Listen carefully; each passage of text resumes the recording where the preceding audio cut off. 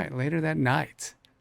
While you slumber peacefully, karmic inevitability unfolds outside your door. Oh, hi. Oh, goodness, Jay, hi. The two women look at each other in awkward silence for a moment. What are you doing here? Multitasking. I was planning on updating Alex and cracking that flash drive. But now I've come up with an incest joke epic enough for what's happening right now. Oh my god, it's not what it looks like. So, you weren't just about to sneak in there and play catch the crazy turkey with your brother? Ew, of course not. Like we give everyone a ringside seat by doing it here. Sorry? Maybe it's better if you go in first, in case he's, engaging in armed robbery. Oh no, my thing can wait until tomorrow. You two have fun. I hate you so much right now. I mean, why waste time finding the right someone when you could just sneak across the hall? I'm betting that works for murder too. Mallory giggles as she retreats. Is that any way to talk to your mother? Coral Shores Hotel the following night. Wow, tonight was so fun. When we get back to Boston, we need to perfect our pool hustle. Priorities. I need to teach you how to dance first, then we can perfect our pool hustle. With your moves, nobody was watching me anyway, trust me. Plenty of people are watching both of us after getting ejected from the mother's room. In my defense, it just looked like an overlooked restroom. You crawl into bed with a yawn, and you're almost out as soon as your head hits the pillow. Jay makes a valiant effort to fall asleep, but the evening's espresso martinis have other plans. Oh shit. God damn it, it's like my own mind is sending me constant pics. If I don't get this constant horniness under control, he's gonna think that's all I'm about. Then again, maybe he's down for one of my patented pouncings. Out cold, go figure. Jay admires your sleeping form with equal parts affection, frustration, and desire. Alternate plan then. Just a peek, followed by a little self-soothing. Her eyes light up as she uncovers you, her restraint slipping whatever shackles held them in check. How did I even fit that monster inside of me? 2 weeks later. The last couple of weeks have flown by, thanks to our crazy schedule. I managed to score points with George and Lisa by expanding on Jay's win. Since Polygene is still in legal limbo, we couldn't begin the campus expansion. Convinced the Minister of Lands to clear and grade the new parcel Jay negotiated. This allowed us to honor the court order while still breaking ground as a public works project. Even though my days are still full, it's rewarding seeing the to-do list dwindle.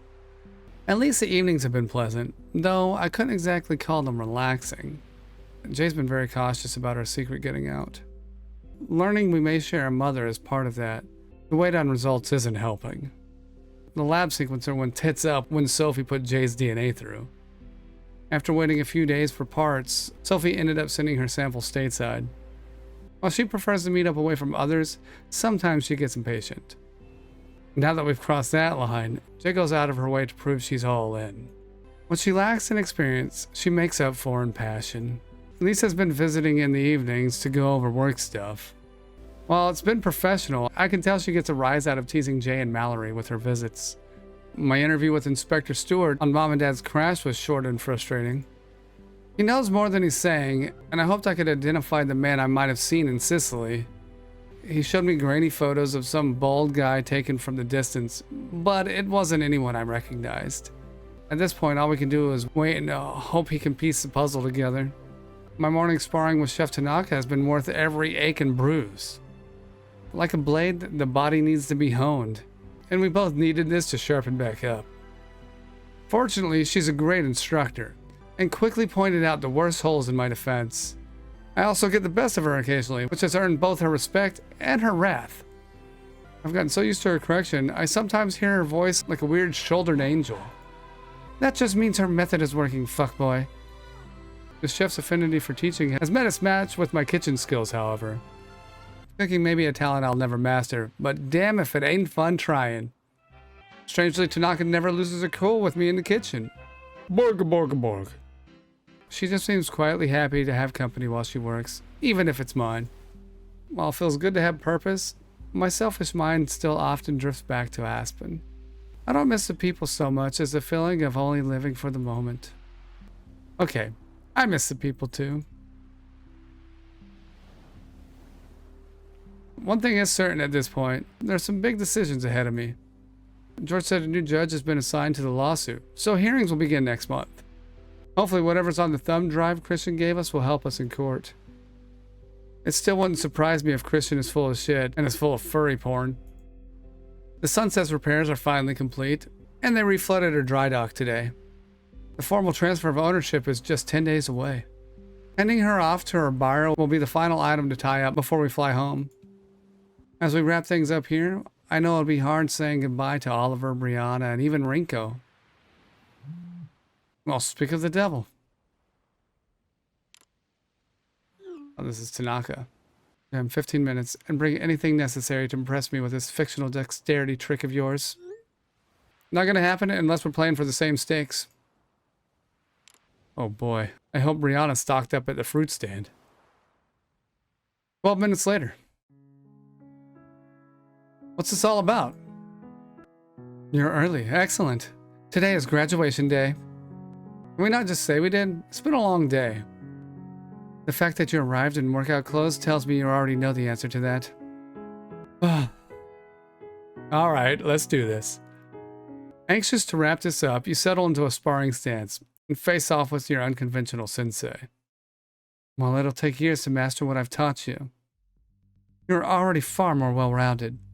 Now to always play your... You jab at her mid-sentence, which she deflects with a gleam of approval in her eye. Strengths.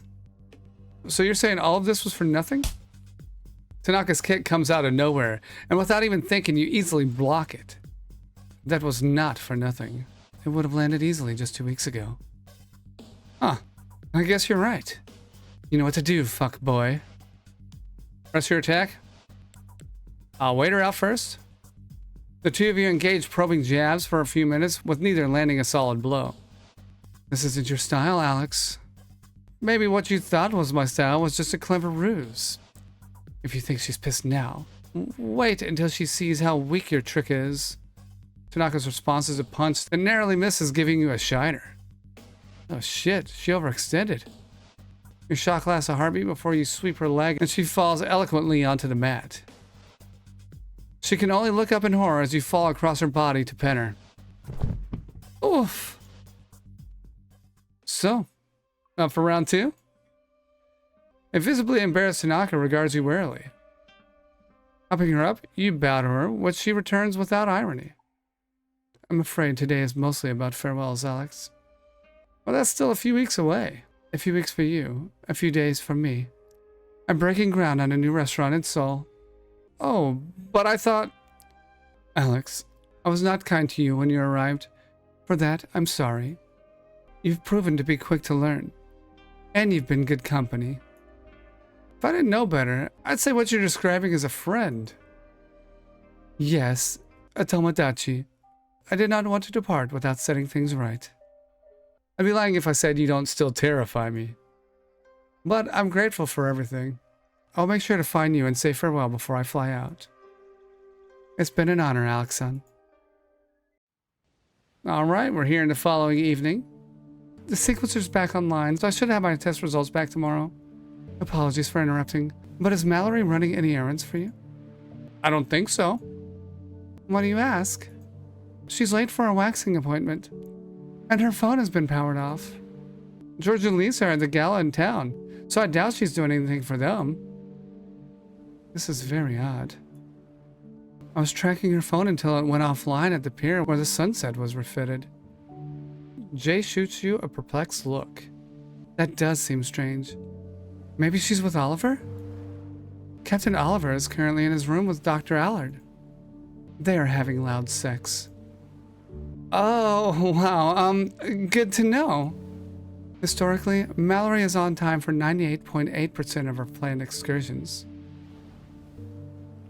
She is annoyingly punctual. If her phone went dark, it's probably worth looking into. In spite of her laconic expression, you can detect relief in Amanda's eyes. Thank you. I have shared the last location of her phone before it was powered off. Wait, I'm coming with you. I'll text George and see if he knows anything. Alright. Now we're here at the pier. We're standing right on top of Amanda's waypoint. Wait, do you hear voices? Yeah, let's try to get closer. Quietly. Sneaking aboard and inching toward the stern, you can faintly hear a male voice over the lapping water. You glare at Jay inquisitively, and she just shakes her head once. Let's get eyes on this. Edging forward, you sneak into position to assess the situation. Peering around the bulkhead, you're surprised to see Mallory bound by the rail. What the fuck's going on here? Who is that? Mallory appears semi-conscious and oblivious to what's going on around her. Catching her at the boutique was a stroke of luck. An hour from now, this loose end will just be a missing persons report. The man cuts the call short and turns enough for you to get your first good look at him. Why does he look so familiar? Tough break, girl. In hindsight, I should have just taken care of you after I did your old man. I said something earlier in an earlier episode where I thought maybe her dad didn't kill himself. And now we know. He didn't. He didn't kill himself. So Mallory's dad wasn't a suicide? Without another word, the man squats and grasps Mallory firmly by the throat. Jay, call the cops. Without waiting for her to answer, you step resolutely out into the open. Hey there, friend. You must be the buyer George was talking about. At the sound of your voice, a man stands to face you menacingly. Well, there goes my early flight. Look, I don't know what's going on here, but the cops are on their way. If you fuck off now, maybe you'll be in the wind by the time they get here. The man dismisses you and turns his attention back to Mallory. Hang tight, boy. I'll be right with you. I don't think you understand. I'm cutting the line. In response, he just utters an annoyed sigh and draws a wicked-looking knife. Suddenly, you recognize the man from the photograph Inspector Stewart shared during your interview. You. For the first time, the man hesitates as he realizes you recognize him. Impossible. Nice try, kid, but we've never met.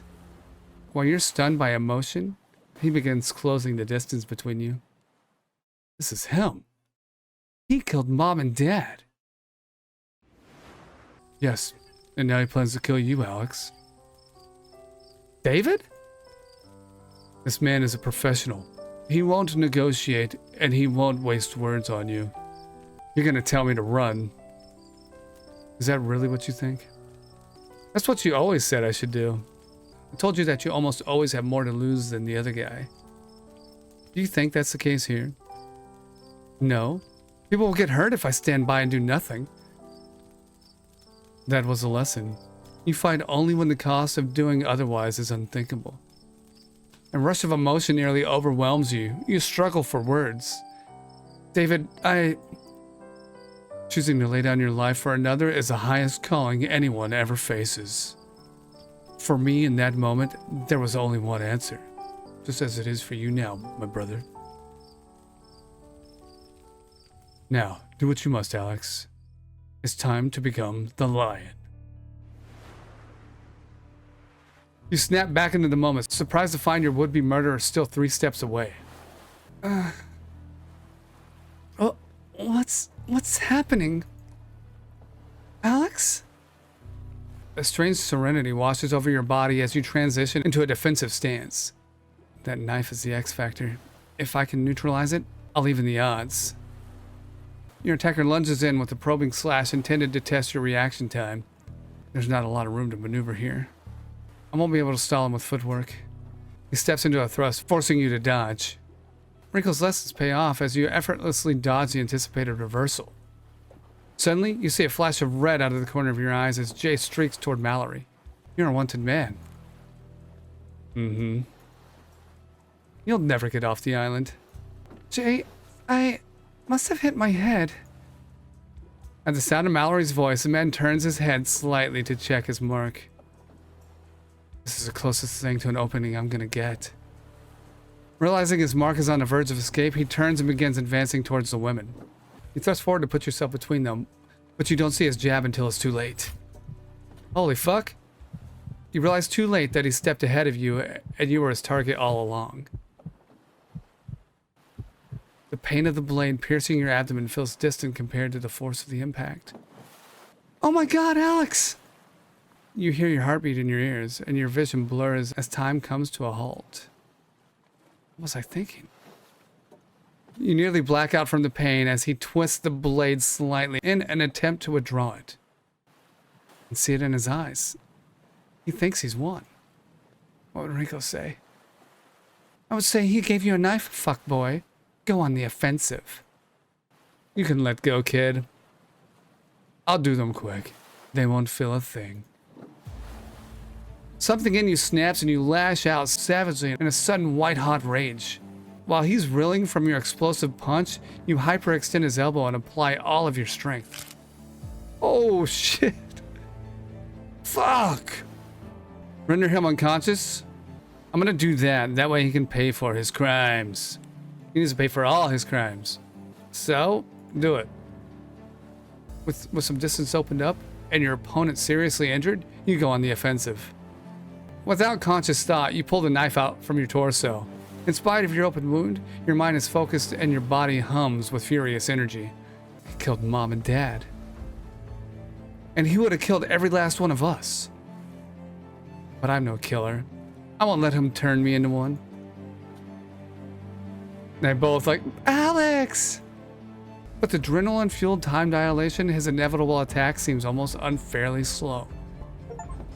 Ducking easily under his left hook, you bring the hilt of his knife down on his head viciously. The inner fire that kept you upright fades and you collapse to your knees as darkness closes in. You're right, David. There was only one choice. As unconsciousness fades, the hovering face of the woman you saved is a comforting vision.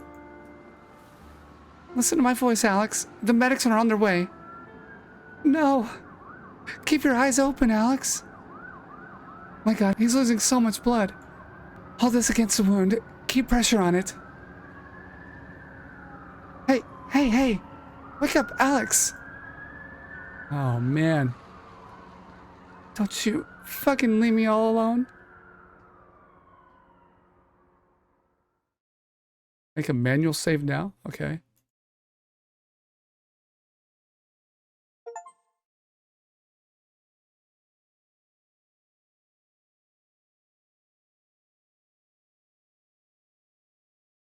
All right.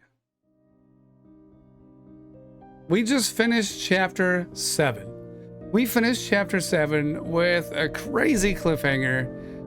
I feel hopefully everything's gonna be okay. I want to say I feel like everything will be okay, but I don't know. Will Vince be gone if he wakes up? Will Alex wake up? It'd be kind of crappy if he doesn't, because he's the MC and he's been the character that I've been playing as the whole time. But who knows? The developer could put some sort of twist in there on us. Anyway, great game. Love the game. I can't wait to play more of it. I'm excited for Chapter 8 to come out. But we got to end it here. Thank you so much for watching. I hope you guys enjoyed. If you did, you know what to do. As always, go ahead and smack that like button. Subscribe to the channel if you haven't done so already. And I'll see you in the next one. Bye-bye.